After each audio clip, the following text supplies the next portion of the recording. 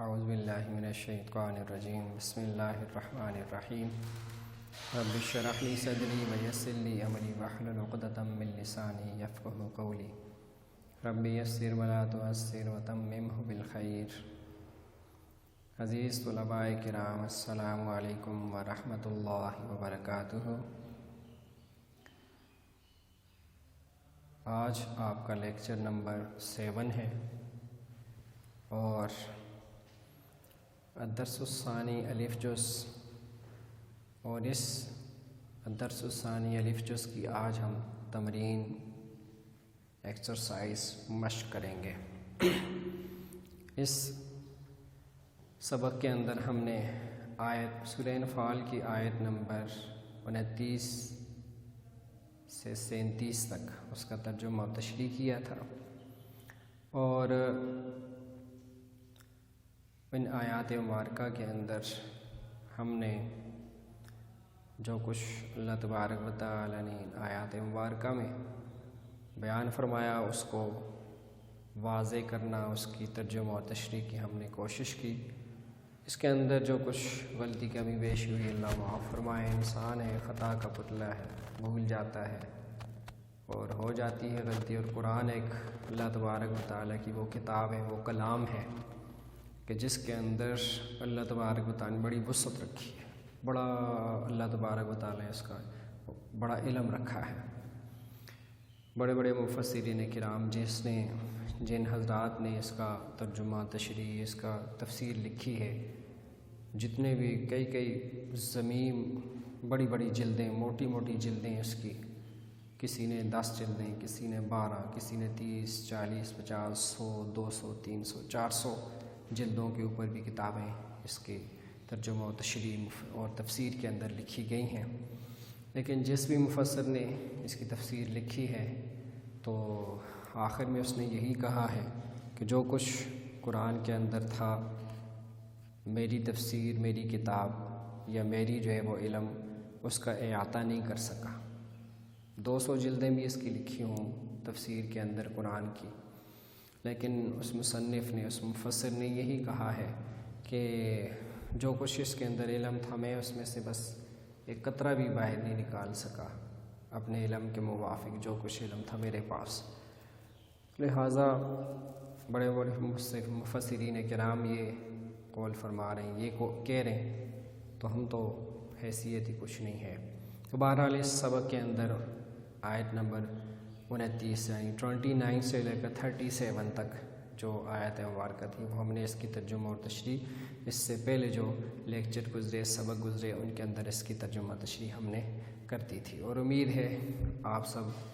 طلباء کرام نے وہ دیکھی ہوگی، اس کو غور سے سنا ہوگا، اور اس کو اپنی محنت اور اس کے کوشش سے اس کا ترجمہ تشریح آپ نے اس کو جو ہے وہ یاد کر لیا ہوگا، دیکھ لیا ہوگا۔ یقیناً ہم یہی گمان رکھتے ہیں کہ آپ نے محنت کے ساتھ اس کو جو ہے اس لیکچر کو، اس سے قبل جو لیکچر تھے دیکھ لیا ہوگا، اور جو ہے وہ پڑھ سن کے اس کو یاد کر لیا ہوگا، اور اس کے اوپر جو ہے اب اس کی ہم ایکسرسائز مشق کرتے ہیں۔ اس کے اندر پہلے تو جو ہے اس سے ان سوالات سے پہلے کلمات و تراکیب ہیں جو آپ کی کتاب کے اندر جو ہے وہ 5، 6، 7 جو اس سبق کے اندر جو مشکل الفاظ تھے عربی کے، ان کے معانی انہوں نے جو ہے وہ دیے ہیں۔ اس کے بعد یہ جو ہے وہ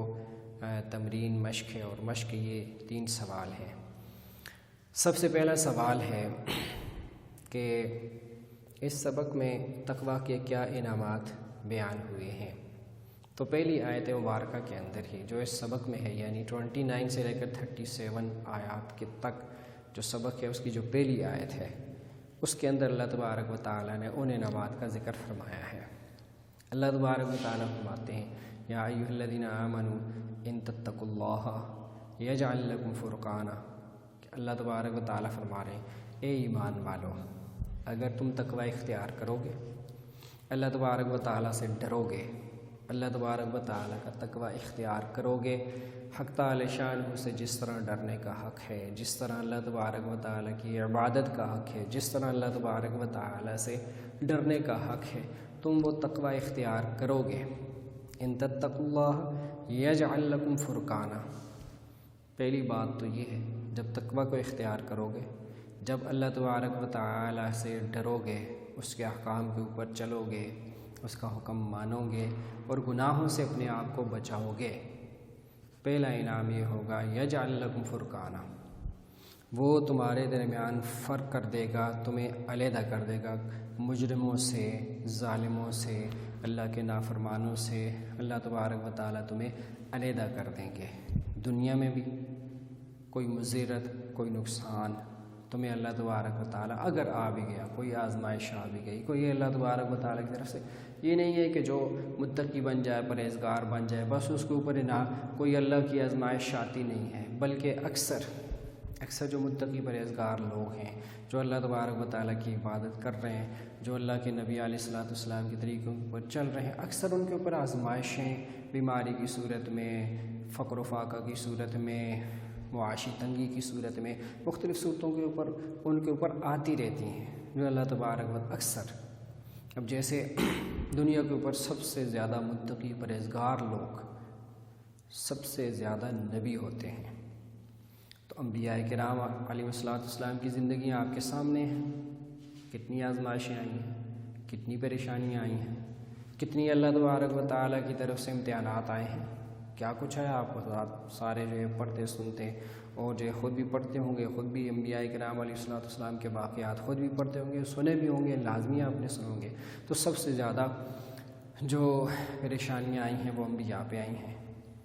چونکہ وہ سب سے زیادہ متقی اور پرہیزگار لوگ ہیں۔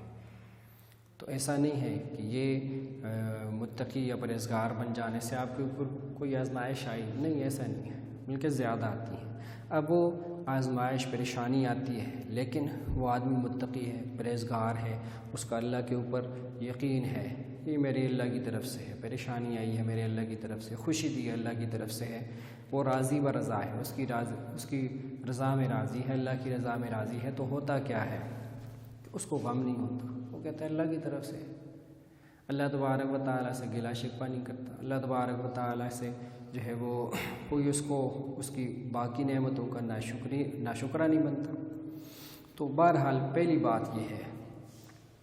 جب تم تقویٰ کو اختیار کرو گے، ان تتقوا اللہ یجعل لکم فرقانا، اللہ تبارک و تعالیٰ فرق کر دیں گے، یجعل لکم فرقانا، فرق کر دیں گے، تمہیں جو ہے علیحدہ کر دیں گے، دنیا کے اوپر تمہیں کوئی نقصان، کوئی مضرت کوئی نہیں پہنچا سکتا، اللہ تبارک و تعالیٰ تمہاری حفاظت کریں گے، تمہاری اللہ تبارک و تعالیٰ کی طرف سے فرشتوں کے ذریعے سے حفاظت ہوگی۔ ہاں، جو اللہ کی طرف سے پریشانی لکھی ہے، جو اللہ تبارک و تعالیٰ کی طرف سے بیماری لکھی ہے، وہ پہنچے گی، لیکن تمہیں جو ہے وہ کوئی تمہارا کچھ نہیں کر سکتا، اللہ تبارک و تعالیٰ تمہارے اور جو ہے وہ کفار کے درمیان میں فرق کر دیں گے، علیحدہ کر دیں گے، کافر تمہیں اللہ تبارک و تعالیٰ کی جو ہے تقدیر کے علاوہ تمہیں کوئی نقصان نہیں پہنچا سکتے۔ ان تتقوا اللہ یجعل لکم فرقانا۔ اور دوسری بات، وَيُكَفِّرْ عَنْكُمْ سَيِّئَاتِكُمْ، دوسرا انعام، پہلا انعام فرق کرنا، دوسرا انعام یجعل لکم فرقانا، پہلا انعام، اور دوسرا کیا ہے؟ وَيُكَفِّرْ عَنْكُمْ سَيِّئَاتِكُمْ، انسان ہے، خطا کا پتلا ہے، اس سے ہو جاتا ہے، غلطی ہوتی ہے، کمی بیشی ہوتی ہے، اس کے جو اللہ تبارک و تعالیٰ کی کوئی نہ کوئی جو ہے وہ خطا بھول ہو جاتی ہے، لیکن کیا ہوگا؟ وَيُكَفِّرْ عَنْكُمْ سَيِّئَاتِكُمْ، تقویٰ اختیار کرو گے، پہلا انعام، دوسرا انعام، وَيُكَفِّرْ عَنْكُمْ سَيِّئَاتِكُمْ، اللہ تبارک و تعالیٰ جو ہے تم سے تمہارے گناہوں کو معاف کر دیں گے، دور کر دیں گے، تمہارے گناہوں کو ختم کر دیں گے، تمہیں جو ہے وہ اللہ تبارک و تعالیٰ اگر کوئی خطا، کوئی بھول، کوئی اللہ تبارک و تعالیٰ کی نافرمانی جان بوجھ کے یا انجانے میں یا کسی طرح سے بھی ہو گئی ہے، تو اللہ تبارک و تعالیٰ وَيُكَفِّرْ عَنْكُمْ سَيِّئَاتِكُمْ، تمہارے سیئات، گناہ، چھوٹے بڑے، بھول کے کیے ہوئے، جان بوجھ کے کیے ہوئے، انجانے میں کیے ہوئے، یہ سارے گناہ وَيُكَفِّرْ عَنْكُمْ سَيِّئَاتِكُمْ معاف فرما دیں گے۔ اور تیسرا انعام، وَيَغْفِرْ لَكُمْ ذُنُوبَكُمْ، وَيَغْفِرْ لَكُمْ، اور تمہارے جو ہے اللہ تبارک و تعالیٰ بخشش فرما دیں گے، اللہ तबारक व तआला तुम्हें जो है कल क़यामत में तुम्हारे गुनाहों के ऊपर दुनिया में भी उसको ख़त्म कर देंगे और आखिरत में भी कोई हमारे गुनाह के ऊपर मुतालबा नहीं होगा। बल्लाहु ज़ुल फ़ज़्लिल अज़ीम, अल्लाह तबारक व तआला बड़े फ़ज़ल वाले। ये पहली आयत मुबारक है और उसके अंदर ये पहला सवाल। इस सबक में तक़वा के क्या इनामात बयान हुए हैं, ये इनामात अल्लाह तबारक व तआला ने तक़वा के बयान किए हैं। तो इसको जो है वो जहन के अंदर रखना है और इसको जो है इसी तरह इन इनामात को नंबर वार तरतीब के साथ जो है वो इसी तरह हेडिंग दे के इसको जो है वो लिखना है। दूसरा सवाल है वइज़ यमकुरु बिकल्लज़ीना कफ़रू, वइज़ यमकुरु बिकल्लज़ीना कफ़रू में किस वाक़े की तरफ इशारा है। ये भी इसी जो है वो दरसुसानी अलिफ जुज़ की ये दूसरी या तीसरी जो है आयत मुबारक है। और उस वक्त मैंने बताया था इसके अंदर जो है वो अल्लाह तबारक व तआला ने उस वाक़े की तरफ इशारा किया है कि जब रसूलुल्लाह सल्लल्लाहु अलैहि वसल्लम को के बारे में और आप सल्लल्लाहु अलैहि वसल्लम जो दीन लेके आए, जो शरीयत लेके आए, इसके बारे में जो है वो मुशरिकीन मक्का का एक इजलास हुआ। बड़े बड़े सरदार वहाँ पे जमा हुए, एक घर के अंदर उनकी मीटिंग हुई, इजलास हुआ। उसमें सारे अबू जहल, अबू लहब और उतबा, शेबा, ये बड़े बड़े सरदार बैठे, कमेटी बैठी पूरी। और उसके अंदर जो है एजेंडा ये था, उस कमेटी का एजेंडा ये था, और उस इजलास के अंदर एजेंडा ये था कि रसूलुल्लाह सल्लल्लाहु अलैहि वसल्लम को और इस दीन को रोकने के लिए हम कोशिशें कर रहे हैं, लोगों को जो है वो मना कर रहे हैं, और इस दीन को रोकने के लिए हम हर तरह की हरबे इस्तेमाल कर चुके हैं। आप सल्लल्लाहु अलैहि वसल्लम को लालच भी हमने दी है, पैसे की लालच दी है, औरत की लालच दी है, सरदारी की लालच दी है, हर लालच हमने दे दी है, लेकिन आप सल्लल्लाहु अलैहि वसल्लम मना नहीं हो रहे और इस दीन को इशाअत के लिए जो है वो दिन रात लगे हुए हैं। और लोग भी जो आ रहे हैं, अगरचे थोड़े थोड़े आ रहे हैं, लेकिन जो आ रहे हैं इस दीन के ऊपर जो है वो इतना मजबूती के साथ इस दीन के ऊपर और आप सल्लल्लाहु अलैहि वसल्लम के साथ जो है वो इतनी वारफतगी और इतना रसूलुल्लाह सल्लल्लाहु अलैहि वसल्लम के साथ उनका ताल्लुक़ हो जाता है, फिर वो माँ बाप, कुंबा, कबीला, सरदारी, हर चीज़ को छोड़ देते हैं। और जैसे हम रोक रहे हैं, जितना हम दबा रहे हैं, उतना ही उभर के सामने आ रहा है। तो ये सारा एजेंडा था उस इजलास का, उस कमेटी का, कि रोका किस तरह जाए, इस दीन को आगे फैलने से किस तरह रोका जाए। और ये आप सल्लल्लाहु अलैहि वसल्लम के बारे में हतमी फ़ैसला, आखिरी फ़ैसला किया जाए। तो उस बारे में सारे जो है बड़े बड़े सरदार बैठे और जो है वहाँ पर कहते हैं कि ख़ुद इबलीस, शैतान भी इंसानी शक्ल के अंदर वहाँ पे मौजूद था उस इजलास के अंदर, उस मीटिंग के अंदर। वहाँ पे जो भी तजवीज़ पेश हो रही थी तो वो उसका बूढ़े की एक बूढ़ा जो है ज़ईफ़, उसकी सूरत में इंसानी शक्ल में वो बैठा हुआ था। तो जो भी तजवीज़ पेश होती है तो वो उसके ऊपर जो है वो तनकीद करता, उसके ऊपर जो है वो अपनी राय पेश करता। तो अब इस जो है इस आयत मुबारक के अंदर, इसके अंदर जो है इस टुकड़े के अंदर वही अल्लाह तबारक व तआला उस वाक़े की तरफ इशारा फरमाया है कि आगे वैज़ यमकुरु बिकल्लज़ीना कफ़रू लियुस्बितूका औ यक़्तुलूका औ युख़रिजूक व यमकुरूना व यमकुरुल्लाह वल्लाहु खैरुल माकिरीन। ये पूरी आयत मुबारक है। और इसके अंदर जो है वो मुशरिकीन मक्का बैठे, पहले जो है तजवीज़ क्या हुई कि क्या किया जाए, लियुस्बितूका, आप सल्लल्लाहु अलैहि वसल्लम को जो है वो कैद कर दिया जाए, नज़रबंद कर दिया जाए, एक मकान के अंदर इनको जो है वो रोक लिया जाए, इनको वहाँ पर जो है वो बांध दिया जाए, इनको नज़रबंद कर दिया जाए, किसी को ना मिलने दिया जाए और ना कोई इनके पास आए, ना ये किसी के पास जाए, वैसे एक मकान के अंदर जो है वहाँ पर उनको बंद कर दिया जाए। तो पहली तजवीज़ ये थी। तो शैतान ने उस तजवीज़ के ऊपर एतराज़ किया, ऐसे कैसे हो सकता है, वो भी ख़ानदान वाले हैं, वो उनका ख़ानदान ऐसा नहीं होने देगा, तुम उनको कैद नहीं कर सकते। अच्छा, फिर दूसरी तजवीज़ ये है कि औ युख़रिजूक, फिर उनको कत्ल कर दिया जाए, औ यक़्तुलूक औ युख़रिजूक, उनको कत्ल कर दिया जाए। ऐसा भी नहीं हो सकता, कत्ल करेगा एक आदमी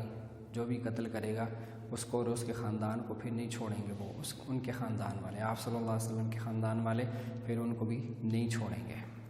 پھر تیسری بات یہ کہ یہاں سے نکال دیا جائے، مکہ مکرمہ سے نکال دیا جائے۔ اس پہ بھی اعتراض کیا کہ ایسا نہیں ہو سکتا، نکال بھی دیا، یہ دوسری جگہ جائیں گے، وہاں پر دین کی تبلیغ اشاعت کریں گے، وہاں پر لوگ مسلمان ہوں گے، پھر جب مسلمان ہوں گے تو یہ دوبارہ چڑھائی کر کے مکہ مکرمہ کے اوپر آئیں گے اور پھر جو ہے یہاں پہ آ کے فتح کریں گے مکہ کو۔ اس کے اوپر بھی عمل نہیں ہو سکتا۔ تو اب تجویز یہ ٹھہری پھر کہ آپ صلی اللہ علیہ وسلم کو قتل ہی کیا جائے، نعوذ باللہ قتل ہی کیا جائے، لیکن اس کی صورت کیا ہو؟ ہر قبیلے سے، ہر خاندان سے ایک آدمی لیا جائے، آئے سارے خاندانوں سے، سارے قبیلوں سے ایک ایک آدمی آئے اور آ کے جو ہے اکٹھا حملہ کریں آپ صلی اللہ علیہ وسلم پر اور شہید کر دیں گے۔ آپ صلی اللہ علیہ وسلم کے جو خاندان والے ہیں کس کس سے بدلہ لیں گے؟ پورے عرب کے جو لوگ ہیں اس کے اندر جتنے قبائل ہیں اور قبیلے کا ہر آدمی جو ہے شامل ہے، تو کسی سے بدلہ نہیں لے سکتے۔ اس لیے کیا ہوگا کہ بھائی پھر بدلہ بھی نہیں لیا جا سکے گا اور آپ صلی اللہ علیہ وسلم کو نعوذ باللہ راستے سے بھی ہٹا دیا جائے گا۔ تو یہی تجویز ہوئی تھی، اور 100 یا 200 آدمی جو ہے جب آپ صلی اللہ علیہ وسلم نے جس رات ہجرت فرمائی ہے، آپ صلی اللہ علیہ وسلم کے گھر کا محاصرہ کیے ہوئے تھے، اور جو ہے وہ 100 یا 200 آدمی ننگی تلواریں لے کر مختلف خاندانوں قبیلوں سے اکٹھے ہو کے آپ صلی اللہ علیہ وسلم کو جو ہے شہید کرنے کے لیے آئے تھے۔ تو اس واقعے کی اس آیت مبارکہ کے اندر اس واقعے کی طرف اشارہ ہے۔ تیسرا سوال ہے، کفار کے مطالبے کے باوجود اللہ تعالیٰ نے ان پر عذاب نازل کیوں نہیں کیا؟ اللہ تبارک و تعالیٰ نے، کافروں نے مطالبہ بھی کیا کہ ہمارے اوپر جو ہے عذاب کو نازل کریں، لیکن عذاب اللہ تبارک و تعالیٰ کا نازل نہیں ہوا۔ کیوں نہیں ہوا؟ وہ میں نے آپ کو جو ہے اس کے ترجمہ و تشریح میں بھی بتایا تھا، اور آیات مبارکہ کے بھی اندر آتا ہے۔ اس کی 2-3 وجوہات تھیں۔ پہلی وجہ یہ تھی کہ آپ صلی اللہ علیہ وسلم کی ذات ان کے اندر موجود ہے، نبی کے ہوتے ہوئے قوم کے اوپر عذاب نہیں آتا، جتنا مطالبہ کریں وہ عذاب نہیں آتا، پہلی وجہ یہ ہے۔ دوسری وجہ یہ ہے کہ وہ لوگ بیت اللہ کا جب طواف کرتے تھے تو اس میں استغفار کرتے تھے، اور اللہ تبارک و تعالیٰ جب تک گناہوں کے اوپر استغفار کیا جائے، اللہ تبارک و تعالیٰ سے اپنے گناہوں کی معافی مانگی جائے، تو اللہ تبارک و تعالیٰ جو ہے اس وقت تک قوم کے اوپر عذاب نہیں لاتے۔ تو وہ بھی چونکہ کرتے تھے، یہ بیت اللہ کا طواف کرتے ہوئے الفاظ ایسے استعمال کرتے کہ اس کے اندر استغفار وہ اپنے گناہوں کے اوپر کرتے تھے، تو اللہ تبارک و تعالیٰ نے اس وجہ سے ان کے اوپر عذاب نہیں لایا۔ اور ان کے مطالبے کے باوجود کافروں نے مطالبہ بھی کیا، پرزور مطالبہ کیا، ہم نہیں مانتے، ہم جو ہے اللہ کی ذات کو نہیں مانتے، تم عذاب کا کہتے ہو، دنیا کے اوپر عذاب آئے گا، ہمارے اوپر آئے۔ جیسے انہوں نے مانگا بھی، کیا مانگا کہ فامطر علینا حجارۃ من السماء، تو اللہ سے کہ ہمارے اوپر پتھروں کی بارش ہو، دوسری بارش نہیں، پتھروں کی بارش ہو، پتھر برسیں ہم پہ، ہم تمہیں نہیں مانتے، ہم تمہارا جو ہے وہ دین اور اس کے اوپر اس کو قبول نہیں کرتے ہیں، اللہ کی طرف سے ہمارے اوپر پتھروں کی بارش ہو، یا اب اتنا بعذاب علیم، لا ہمارے اوپر کوئی درناک عذاب، کوئی زلزلہ ہے، کوئی جو ہے زمین کے اندر دھسیں ہم، کسی قسم کا کوئی شکلیں بدلیں، کوئی چیز ہو جائے، کوئی بھی اللہ کا درناک عذاب آئے، یہ ہمارے اوپر لا کے تو دکھا دے۔ تو آپ صلی اللہ علیہ وسلم نے فرمایا کہ نہیں، اللہ تبارک و تعالیٰ نے اس کا جواب دیا، کفار مطالبہ کر رہے ہیں، لیکن پہلی بات یہ ہے آپ کی ذات ان کے اندر موجود ہے، آپ کے ہوتے ہوئے ان کے اوپر عذاب نہیں آئے گا۔ دوسری وجہ یہ ہے کہ یہ لوگ چونکہ بیت اللہ کا طواف کرتے ہیں اور اس کے طواف کے درمیان ایسے الفاظ استعمال کرتے ہیں کہ جس کے اندر وہ اپنے گناہوں کی معافی مانگتے ہیں، اس وجہ سے بھی اللہ تبارک و تعالیٰ ان کے اوپر عذاب کو نہیں لائیں گے، یہ وجہ بھی بنتی ہے۔ تو یہ اللہ تبارک و تعالیٰ نے ان کے مطالبے کے باوجود، ان کے جو ہے وہ کہنے کے باوجود کہ ہمارے اوپر عذاب لایا جائے، اللہ تبارک و تعالیٰ ان کے اوپر عذاب نہیں لایا، تو یہ وجہ تھی۔ تو یہ 3 سوالات ان کے جو ہے وہ جوابات ہو گئے۔ یہ آپ نے اسی طرح اپنی کاپیز کے اندر اپنی نوٹ بک کے اندر نیٹ صاف کر کے اسی طرح جو ہے وہ لکھنا ہے ان 3 سوالوں کو، اور اسی طرح پھر اس کو یاد بھی کرنا ہے۔ تو اللہ تبارک و تعالی ہم سب کا حامی و ناصر ہو، ہم سب کو جو ہے وہ اللہ تبارک و تعالی ہم سب کے اوپر اپنا فضل و کرم فرمائے۔ تو اللہ تبارک و تعالی رسول اللہ صلی اللہ علیہ وسلم کے اسوہ حسنہ پہ چلنے کی توفیق عطا فرمائے۔ وما علینا الا البلاغ۔ والسلام علیکم ورحمۃ اللہ وبرکاتہ۔